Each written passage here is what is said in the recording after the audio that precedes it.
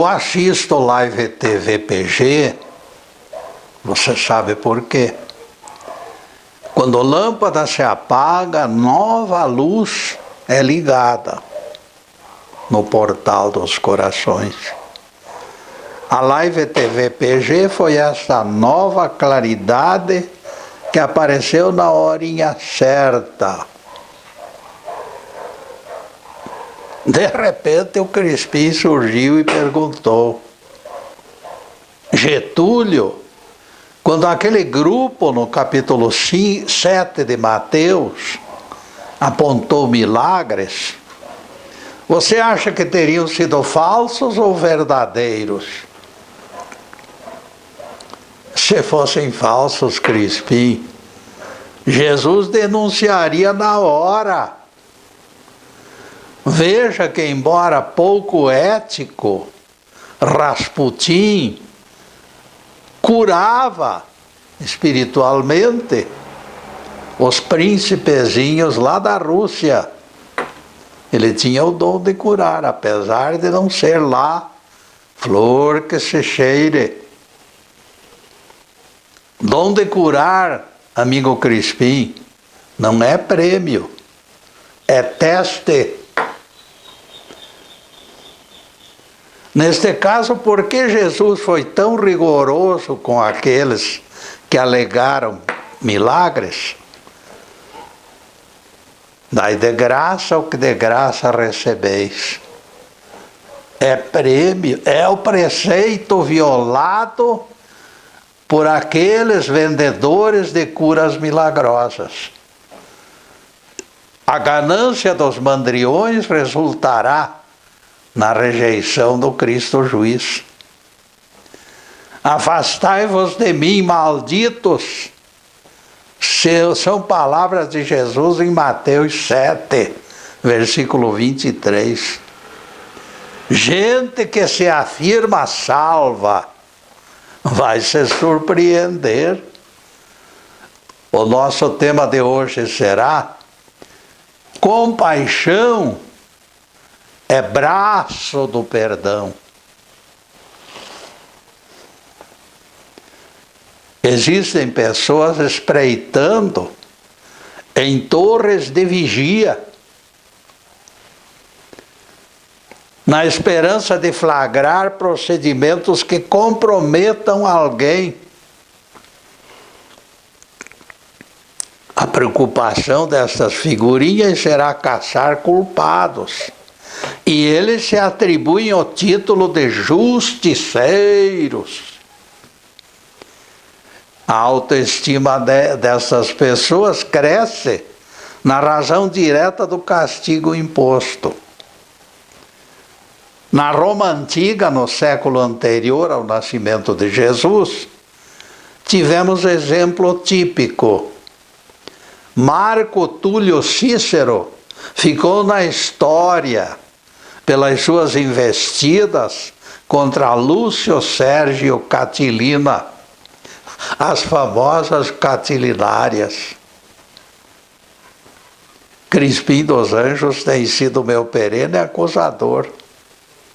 Sua ojeriza desta vez é contra a nossa palestra Compaixão na Hora Certa.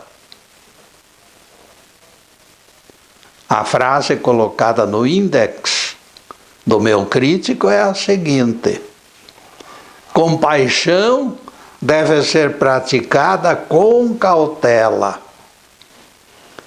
Crispim discorda, rejeitando limites impostos à compaixão. E ele rejeita os meus termos, como se estivesse inflamado de zelo pelas dores humanas. Se a nossa compaixão tivesse o tamanho do mundo, exclama Crispim, ainda seria pequena diante de tantos sofrimentos. Não posso concordar, Getúlio, com represamentos. Perceba que até o patriarca Jó sentiu necessidade de ser paparicado. Jó pediu chorando aos amigos: compadecei-vos de mim, compadecei-vos, porque a mão de Deus me atingiu. Jó 19, versículo 21.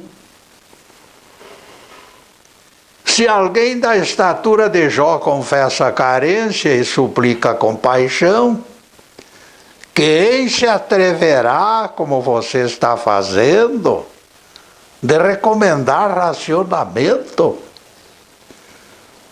Meu caro Crispim, você favoreceu minha tese, lembrando este desabafo de Jó. Isto ajuda na formulação de esclarecimentos, demarcando hierarquia no que concerne ao grau de compaixão que devemos manter em nossas relações humanas. Cada caso é diferente, amigo Crispim. Usarei o próprio depoimento de Jó para mostrar que ele representava algo diferente nas cogitações divinas. O flagelo que acontecera com sua pessoa, independente de sua vontade, sem aviso prévio, sugeria que a sua vida não seria poupada. Jó esperava que Deus iria matá-lo. Tudo lhe fora arrancado, porque a vida seria exceção. Por quê? Por que a vida seria exceção, eu pergunto. O patriarca se sentia no fundo do poço, e se não reclamasse solidariedade, mostrando apego à vida, ele seria considerado pelos posteriores como suicida. Percebam a santa cautela e os escrúpulos deste personagem que perdeu os bens e a própria família em reduzido espaço de tempo. É justificável que depois de tantos flagelos ele admitisse a morte iminente. Por isso a reação patética aos amigos. Seus apelos por compaixão, na verdade, queriam dizer: eu quero viver, eu quero viver. Entrego minha vida ao Senhor Deus. As contrariedades, no caso de Jó, extravasaram limites. Escutem o que diz o texto da Bíblia. Estranhos se apartaram de mim, meus parentes me desampararam, hóspedes da minha casa não mais me reconhecem. Chamo meu criado e ele não me atende. Em vista do mau cheiro, me tornei repugnante aos filhos da minha mãe. Até as crianças me desprezam e zombam de mim. Quem amo me despreza e vira as costas. Os meus ossos se apegam à minha pele. Jó 19, versículos 13 a 20. Estas são circunstâncias que desorientaram o patriarca e o forçaram suplicar a alguém que fizesse alguma coisa por ele. Meu caro Crispim, você não estará tentando subestimar a tragédia do patriarca para prevalecimento de suas opiniões? Duvido que você não tenha percebido que Jó temia desencarnar como eterno exemplo de suicida desinteressado de viver. Seria um exemplo horrível. Ninguém deve temer morte natural ou acidental, que a Deus pertence. Desencarne por falta de cautela, todavia, será pecado mortífero. Nessa pandemia, por exemplo, quem deixa de colocar sua máscara fica possivelmente culpado se infeccionar outras pessoas. Por favor, senhor Crispim, coloque sua cabeça no lugar e tenha mais juízo. Você está generalizando fora de parâmetros. Não esqueça que Jó foi protótipo do Cristo, em termos de sofrimento.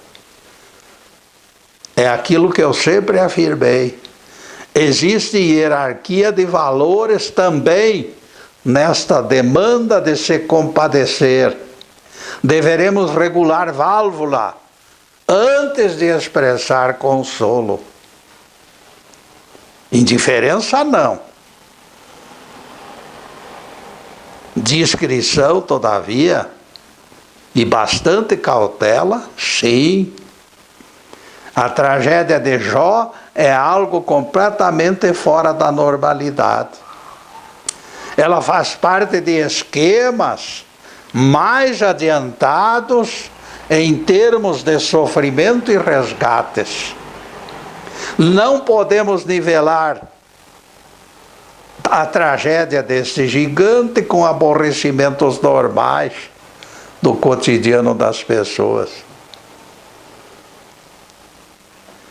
Jó é um caso especialíssimo, amigos.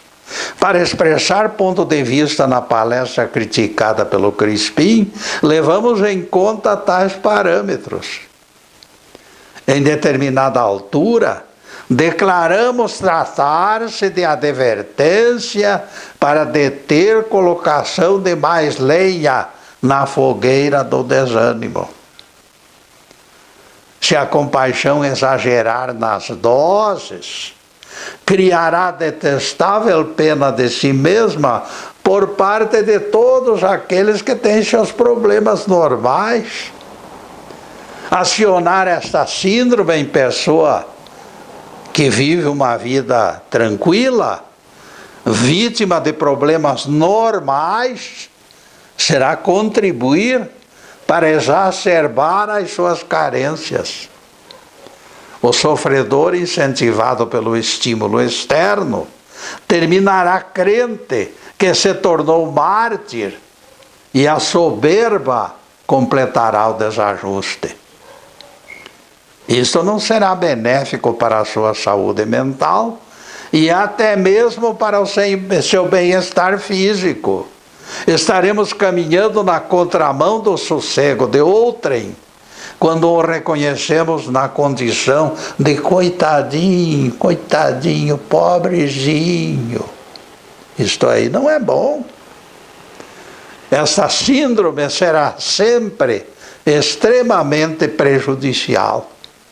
E isto poderá ser estímulo apenas para quem se acomoda na poltrona do deixa para lá, nada interessado em se corrigir e crescer espiritualmente. Compaixão exagerada diminui fluxo de adrenalina espiritual que sustenta a postura de autênticos espiritualistas. E neste ponto, amigos, nós vamos fazer a primeira interrupção do programa para os comerciais do canal. Mas é um instantinho só. Daqui a pouco estaremos de volta. Obrigado.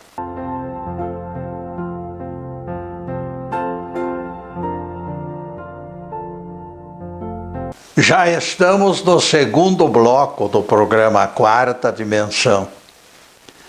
Por gentileza de bons amigos, nosso site já está na telinha e eu convido vocês para acessá-lo.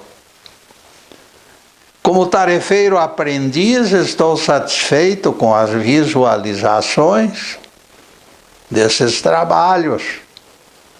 Afinal, milhares de amigos já nos prestigiaram, visualizando exposições, e nós agradecemos de todo o coração. O importante é que os acessos continuam crescendo. A gravação é feita nos estúdios Fernando Martins e também palestras anteriores podem ser assistidas pelo Facebook Live TV PG. Todos os vídeos esperam atenção e divulgação. Nossos agradecimentos ao Fernando e ao Zube pela cordialidade e pelo suporte valioso. As nossas palestras são definidas como quarta dimensão. Atente para este detalhe quando procurá-las no Facebook Live TV PG. E agora voltaremos ao tema. Compaixão é braço do perdão. Crispim me encarou de soslaio, meu olho torto, desconfiado, transparecendo disposição de provocar novas controvérsias. Meu caro Crispim, eu me adiantei dizendo-lhe, se você tivesse prestado atenção ao começo da palestra criticada, não estaria perdendo o seu tempo e o meu com questionamentos pueris. Aliás, você parece não ter prestado atenção ao depoimento de Walter Lowen, que integra a minha exposição anterior. Esse cidadão perdera a esposa e se encontrava desolado diante de sua morte repentina. O médico procurou conscientizá-lo que se tratava de inexorável vontade divina, sintetizando opinião caridosa. Você não esgotou o convívio com sua mulher, amigo, disse o médico. Pode ter certeza. Foram suas palavras, as palavras do médico, levando consolo ao viúvo desorientado. Nós aproveitamos a predição como alicerce pertinente. O médico proferiu certeza de que, embora desencarnado, seu espírito poderia interagir com permissão do Altíssimo. Rosário interminável de controvérsias, no entanto, envolve esta doutrina através de séculos e milênios. A imortalidade, no entanto, se encontra no substrato da nossa própria origem. Percebam Jeová falando através do salmista. Eu disse, sois deuses, e todos vós sois filhos do Altíssimo. Salmo 82, versículo 6. É inacreditável que Deus mantenha filhos imóveis em fedorentos jazigos de pedra, desperdiçando precioso tempo, mumificados. Mumificados. Que fique o corpo físico nesses lugares. O corpo, vocês sabem, não tem serventia. Ninguém olvide que nós somos espíritos vestidos de carne. Espírito é vida. Carne para nada mais serve, como diz Jesus. Aquele médico não poderia se referir a corpo imobilizado e inconsciente, se desfazendo no pó. Vocês me acham capaz de congelar a história do casal Selma e Walter, e endossar a visão teológica que contraria Jesus. Será que alguém acredita que eu possa concordar com isto?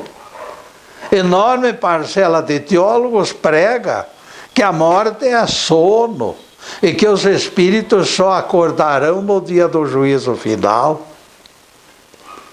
Este sono prolongado tem cheiro de morte, amigos. É evidente que tem cheiro de morte. A síndrome de múmias ainda vigora na mente de catedráticos egressos de reencarnações, como sacerdotes do Antigo Egito, quando o corpo era endeusado. Por isso a teimosia desses iludidos intérpretes. E todos se baseiam num escriba chamado Salomão. As palavras deste homem se encontram na Bíblia. Os mortos não sabem coisa alguma, exclama o homem das 1000 mulheres, que não cultivou a inteligência herdada de Jeová. E ele continua atrevido, destilando bilis. Para os mortos não há mais recompensa, pois eles perderam a memória. Eclesiastes 9, verso 5. Isso se encontra na Bíblia. Graças a Deus, eu me libertei completamente de algemas. Sempre defendi 2 vertentes nas Escrituras Sagradas. Numa delas, vozes de Deus, dos profetas e do Cristo. Estas são divulgadas em minhas pregações com alegria e entusiasmo. Naquela outra vertente, onde se encontram os dedinhos mais ou menos poluídos de humanos, eu criei restrições por uma questão de consciência e de coerência. E coloco nesta vertente este Salomão com suas 1000 mulheres.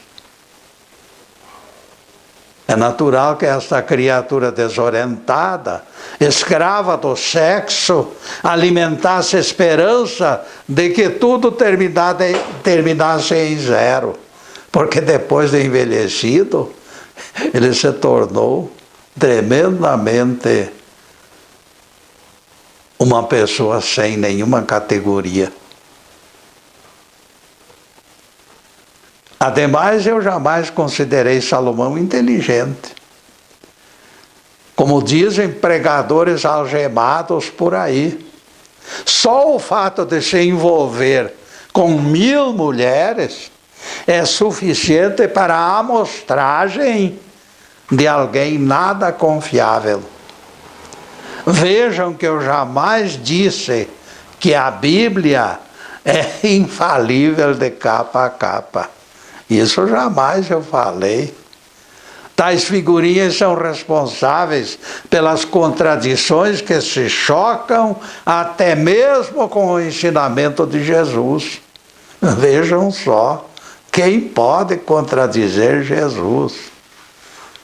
Repito que não sou partidário nem simpatizante deste Salomão. Eu procuro, embora vacilante e imperfeito, me esforçar para pisar nos passos do grande mestre Jesus. Ao contrário de Salomão, Jesus disse: Deus não é Deus de mortos, mas de vivos, pois todos são vivos para Ele. Lucas 20, versículo 38. Assim eu considerei 1000 vezes melhor do que no dizer do velho rei, encharcado de maus hábitos. Vocês não concordam comigo, amigos? É com esta esperança no coração que definimos limites, não para nossos sentimentos, mas para a sua manifestação de maneira errônea. O fato de sermos privilegiados com amanhã eterno e radioso nos tirou o direito de viver suplicando arrego. O zelo divino criou leis imutáveis e as tornou compreensíveis. Este Deus magnânimo nos ensina desde berço que da nossa comida e bebida resultarão saúde ou enfermidades. Chorar pelos cantos significa alguém desprovido de consciência e mal agradecido. Ele talvez nem registrou a vida abundante que se encontra em suas mãos conservar. Aquele casal citado na palestra estava vivo e consciente. Ele encarnado, ela desencarnada. Ambos vivos. Esta revelação de plenitude sustenta nossas esperanças e afasta as pesadas orientações deste homem das 1000 mulheres. Cristo é o doador da vida abundante e os seus herdeiros não poderão sequer imaginar espíritos presos aos tentáculos da morte. Imortalidade é presente de berço e ponto final. E neste ponto nós vamos fazer mais uma pequena interrupção no programa para os comerciais do canal. Mas é um instantinho só. Daqui a pouco estaremos de volta. Obrigado.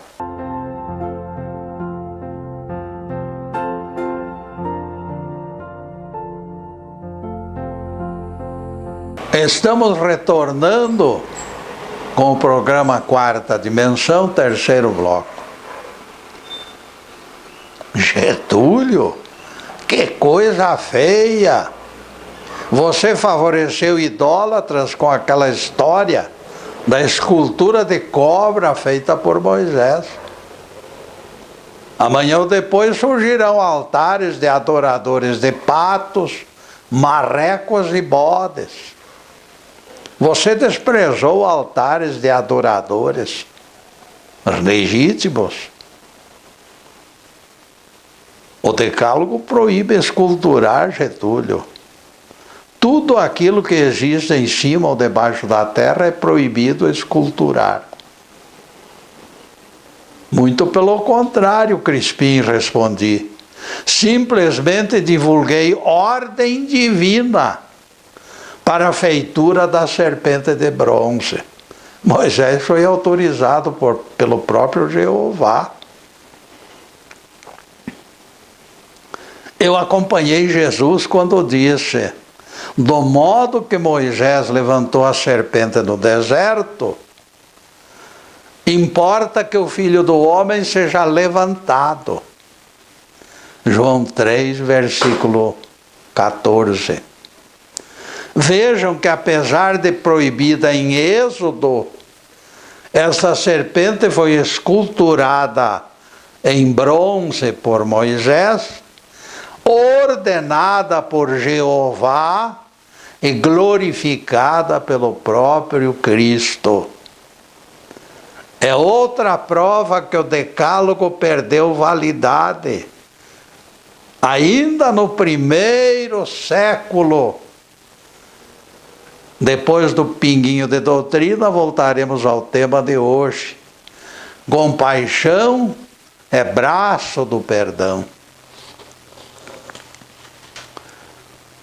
Depois de tantas explicações lógicas, Crispim, o ranço de tais doutrinas provocam náuseas. Perceba algo importante como comparativo, Crispim.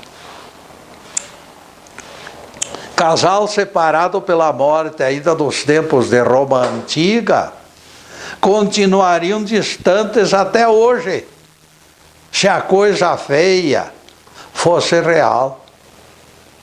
Sim, porque além de tudo ela rejeita o claro pronunciamento do Mestre de que Deus não é Deus de mortos, mas de vivos.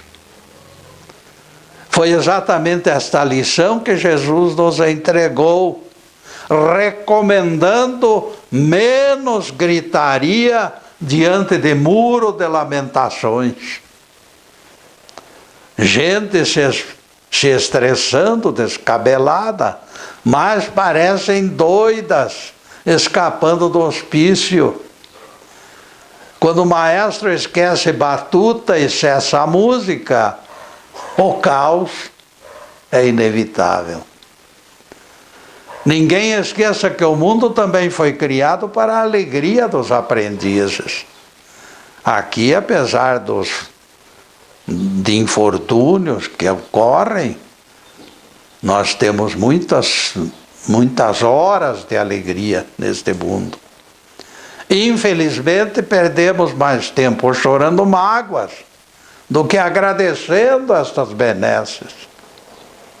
Sim, Getúlio, acrescenta o Crispim, mas você restringiu de tal maneira a compaixão que até pensamos que a condena. Pelo amor de Deus, caro Crispim, a compaixão usada no momento certo é uma das identidades do seguidor de Jesus. Se todos fôssemos compassivos, estariam solucionados os nossos mais perigosos problemas. Viver e deixar viver se tornaria a fórmula aceita por todos.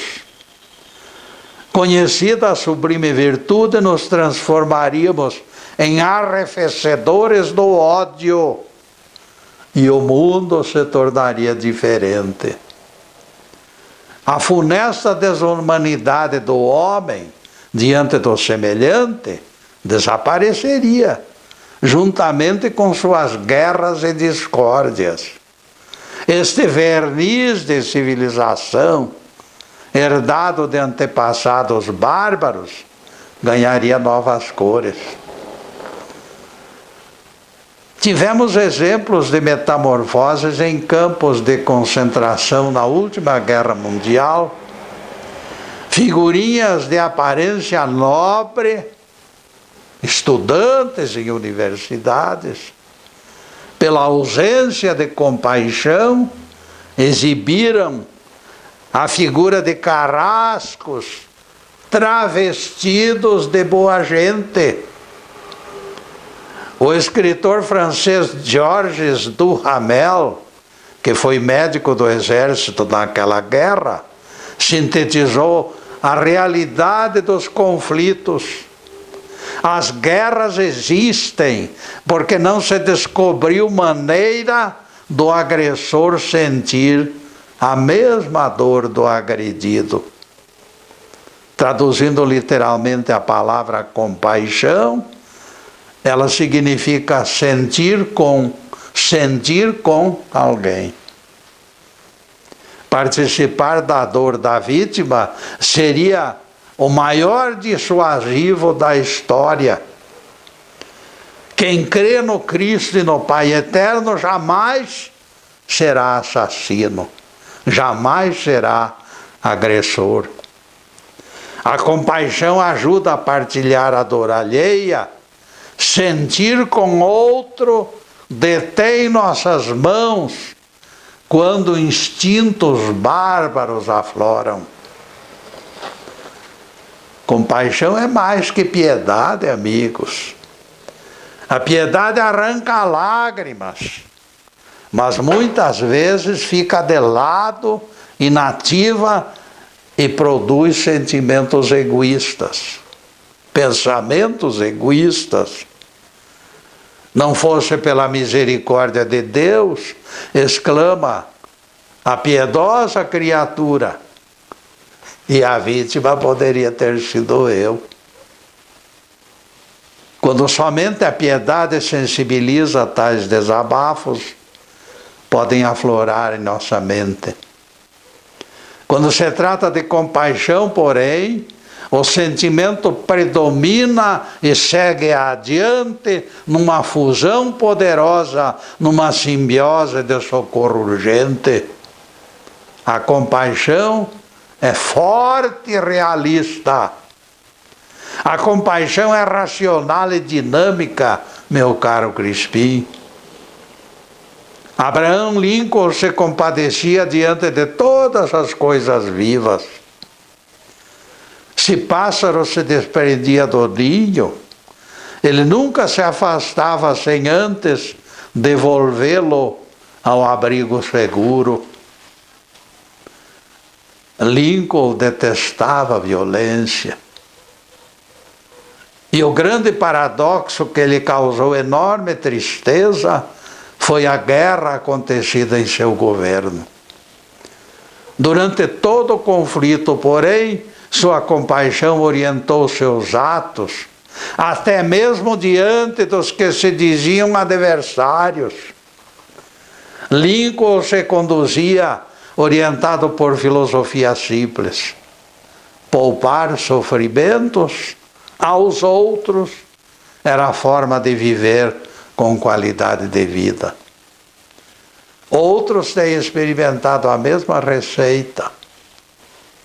O Dr. Albert Schweitzer, aos 30 anos, já adquirira a fama de sábio, musicista apreciado e filósofo profundo. Sua carreira no mundo da arte, da ciência e da intelectualidade estava delineada. Era só aproveitar os frutos dos seus esforços e percorrer salões no mundo inteiro. Os aplausos representariam retorno de perseverança. Belo dia, Albert Schweitzer leu artigo a respeito dos congoleses e da miséria em que atravessavam seus dias. Desde que sua natureza o fazia sentir com aquelas criaturas, Schweitzer resolveu ir ao encontro delas.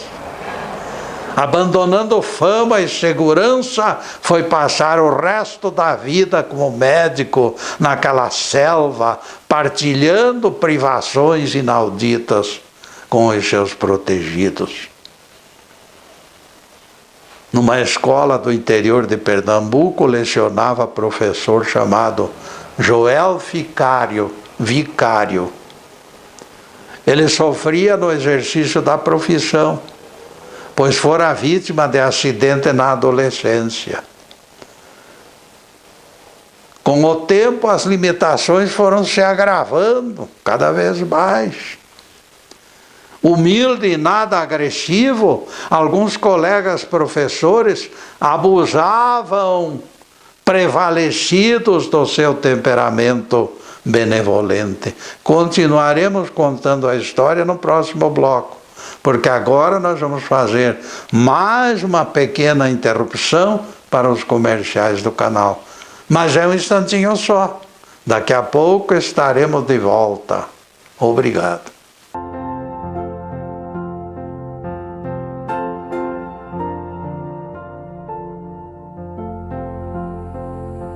Além do Quarta Dimensão, o Facebook Live TV Ponta Grossa transmite outros programas com firme propósito de agradar. André Cesarepa com Alerta Total, Anderson Pedroso, Olhares, Pastor Edson Transformando Vidas, Odine Carneiro, Carro em Casa, e Janaína de Oliveira, com o Mundo de Alegria. Passaremos agora ao último bloco do programa Quarta Dimensão. Para a próxima sexta-feira já estamos aqui bolando novos assuntos para explicar Bíblia e especialmente os Evangelhos. Em seguida, os últimos questionamentos sobre o assunto em estudo. Compaixão é braço do perdão.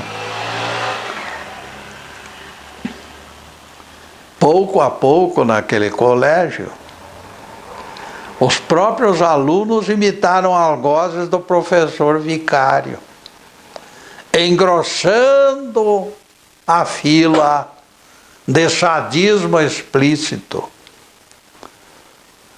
Alguns inventavam histórias jamais acontecidas sobre ele, ironizando e ampliando aspectos humilhantes. A gozação foi se ampliando e Joel Vicário se tornou bode expiatório, exclusivo daquela gente maldosa. Alguns portadores de tal mentalidade viram-se envolvidos em problemas policiais lá na cidade grande, e os jornais complicaram a vida do diretor do colégio. O problema repercutiu na capital e a Secretaria da Educação exigiu explicações. O diretor da escola, assustado, convocou reunião. Ele queria analisar as razões de que tantos alunos estivessem procedendo mal na comunidade. A pergunta do diretor foi direta: quais princípios éticos têm sido esquecidos de repassar aos nossos alunos, senhoras e senhores professores? O professor Damasceno Frota manifestou-se com exemplar franqueza. Encarou o diretor da escola e lhe disse: o que esquecemos, senhor diretor, foi lhes ensinar o mais elementar preceito de viver em comunidade. Faltou deste colégio o aprendizado da compaixão, senhor diretor. Faltou compaixão e faltou o respeito. E o professor Damasceno foi mais longe. Numa escola onde mestres desrespeitam colegas deficientes físicos, o resultado tinha que ser uma tragédia. Onde falta compaixão, sobra a perversidade. Onde sobram maus exemplos, a caridade desaparece. Desalentado, o diretor do colégio exibiu profundo desgosto, exclamando: o depoimento do Damasceno reflete criminosa omissão nossa. Não temos ensinado aos nossos alunos as vantagens de uma convivência civilizada. Que adianta distribuir pérolas de ciência e arte e falhar no que concerne à preservação do sossego de todos? Infelizmente, quando nem todos se compadecem, cabem aos melhores dotados as tarefas de conscientizá-los. Ninguém desanime, porém, pelas falhas de ontem e de hoje. É possível repará-las. Ainda nos resta o amanhã que a misericórdia de Deus nos concedeu. No estirão das muitas vidas, as arestas serão removidas. Que todos os presentes procurem ao colega ofendido e lhes peçam perdão pelas torturas injustificáveis que vem sofrendo. O chicote corretivo é a alternativa para quem esquece o pedido de perdão. A vida ensina. Garoto de Curitiba sentia enorme prazer em maltratar animais e colegas mais fracos. Inventava maneiras sofisticadas de torturas. Certo dia, de repente, porém, ele despencou de árvore e foi obrigado a curtir longos meses de solidão e de dores engessado. Nunca mais aquele garoto se mostrou cruel. A lição lhe foi benéfica. Teresa Constantino afirma que tem o seu próprio sistema de afastar impulsos vingativos. Eu penso assim, diz a moça. Quem me incomoda é semelhante à minha pessoa. Ela se sujeita ao mesmo fluxo e refluxo da vida áspera. Neste vai e vem, aconteceram coisas que também poderão me tirar do sério. Somos humanos e vulneráveis. Lembrar isto alivia minha raiva. Grande parte de nossa paz se instala pelo esquecimento das falhas alheias. Vocês nem sabem o quanto isto tem valor. Jamais será feliz aquele cujo prazer é atirar pedras. Ninguém será feliz. A compaixão melhora os casamentos, relações familiares e os próprios contatos entre patrões e empregados. Quantos casais se unem por sólida confiança mútua e de repente falham? É que esses moços não atingiram aquele grau de compaixão que só enxerga bem-querer. Compaixão é solo fértil, onde brota a nossa vida civilizada. Compaixão gera compaixão, cortesia gera cortesia. É voz corrente que Saladino, guerreiro sarraceno, quando estava em guerra contra os cruzados cristãos, nunca foi autoridade de flagelo. Ele se comovia diante dos feridos e quando percebia medo nas feições dos fracos, depressa os libertava. Mulheres capturadas prestes a dar à luz eram anistiadas e devolvidas aos seus lares e ao seu povo. Esse sultão muçulmano, amigos, foi exemplo para inimigos cristãos. O escritor Scholem Rasch registrou em seu livro a cena de Hermanos, carpinteiro, pregando as mãos de Jesus no madeiro da cruz, sem anestesia. Diz o livro que o sádico carpinteiro pregou devagar, deleitando-se no vai e vem do seu braço. O crucificado, pela intensidade da dor, cravou os dentes dos lábios, liberando grande quantidade de sangue. Foi quando alguém por perto gritou desesperadamente: agora eu finalmente compreendi tudo. Era Judas que assistira àquela cena horrível, roído pelo remorso. O mestre ergueu o rosto para enxergar Judas e os olhos de Jesus brilharam de alegria, de tal forma que a sua própria dor desapareceu. Louvado seja Deus!